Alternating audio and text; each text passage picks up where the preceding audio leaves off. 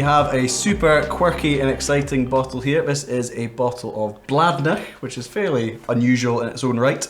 This particular one is a 12-year-old bottling from 1979, which was bottled to celebrate the Millennium of the Isle of Man Parliament. Obvious reasons. Obviously reasons. I think the only connection we can sort of guess at is that obviously Bladnoch distillery, southwest of Scotland. Mm-hmm. As far as we can figure, it's probably the closest to the Isle of Man. Yeah, so it's in Scotland anyway. Yeah. In Scotland anyway, so as good a reason as any to yeah. have a commemorative bottling. But based purely on the whiskey, this should be an exciting one. It's 12 years old, it's been matured in sherry woods, obviously bottled in 1979, so we're looking at mid-60s distillate, so it should be an interesting one. Have you had Bladnoch before? Never anything this old. Had a 12-year-old from later than this, obviously. Yeah. I didn't have anything this old. But no, yeah, excited to try it. So this Bladnoch is a Lowland whiskey. Bladnoch is located in the southwest of Scotland. The region system of distilleries, I would say, is limited these days. Yeah. What would you say is there kind of regional similarities? Yeah, I don't really know. The regional system was set up when there were only 2 distilleries in the Lowlands. Yep. And since then it has ballooned. Yeah, absolutely. So yeah, especially including there's lots of distilleries in Fife which are classified as the Lowlands. Absolutely. So, but I think in terms of production as well, distilleries are so smart these days. They can produce almost any type of spirit they like. Obviously use different types of cask, whatever.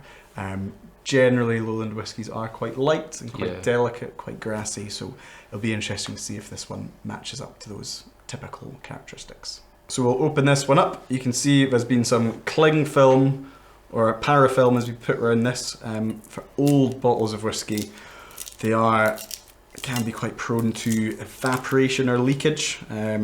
So often a bit of parafilm is a good way of just making sure that everything stays as it should. The fill level of this particular bottle, I would say, is not fantastic, but it's fine. I think if you see a whiskey that's half empty, there's going to be concerns about oxidization or just losing some of its original oomph. But we'll give this one a try and see how it stacks up.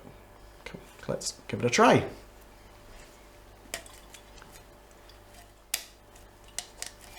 Was it 75 proof, so that's about 43%.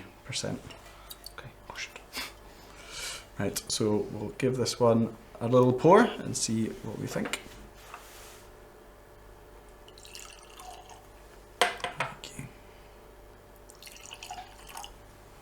Okay. Right, so obvious, lovely dark colour on this one. Amazing colour, but it must have been really active sherry casks. Yeah. It's just a surprise for whiskey that's only 12 years old to have this depth of colour to it. At this proof, it's quite a low proof. Then yes, but you are going to get this from a first fill cask. Yeah. Whether that was common in the industry back at this time, I don't know. Yeah, I think this depth of colour, as you say, often it comes from casks that haven't been used to mature whiskey before, so all the sherry flavour in this case is still very fresh in the woods. So you get a lot of colour, a lot of flavour, a lot of influence, but this looks absolutely delicious. So give it a quick nose. Is that sherry influence quite obvious for you? What do we think? A little bit of subtlety, I think, in there. Not the brightest of nose. There's a little bit of dried fruit in there.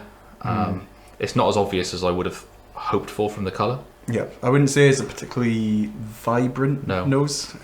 There's maybe due to the slightly lower fill level, the whiskey might have become a bit more dull with age, as we all do. But it still seems to have bags of that sherry influence, but perhaps lacking that slight liveliness that perhaps some younger, better maintained bottles might have. So let's give it a taste. Cheers.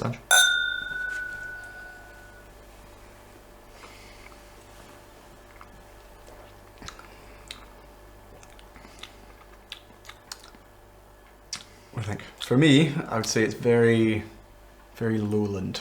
It's not. There's nothing wrong with it. It's fine. It's well made. It's well crafted, but it's lacking I don't know, it doesn't grab me. Yeah, it in the doesn't. way It that- doesn't really have a start or a finish. It kind of, it's relatively unmemorable. It's not horrible. Yep. But it's nothing to write home about. Yeah, I would say perhaps a bit flat, Yeah, almost. yeah. Again, it's hard to say if this is due to the condition of the bottle or if it's, you know, the kind of typical Lowland character coming through, where it is quite understated and quite muted. I think the sherry influence saves it a little bit. Yeah. Perhaps if it was bottled at higher proof instead of 75 proof, which equates to 43% roughly, it might have a bit more character, a bit more pizzazz to it. But overall, I would say kind of inoffensive, interesting. Inoffensive. I don't know about that interesting. Yeah, not my favourite. Yeah, it's not a faulty whiskey, No. but not one I'd be rushing out to try again. But a good, interesting experience nonetheless.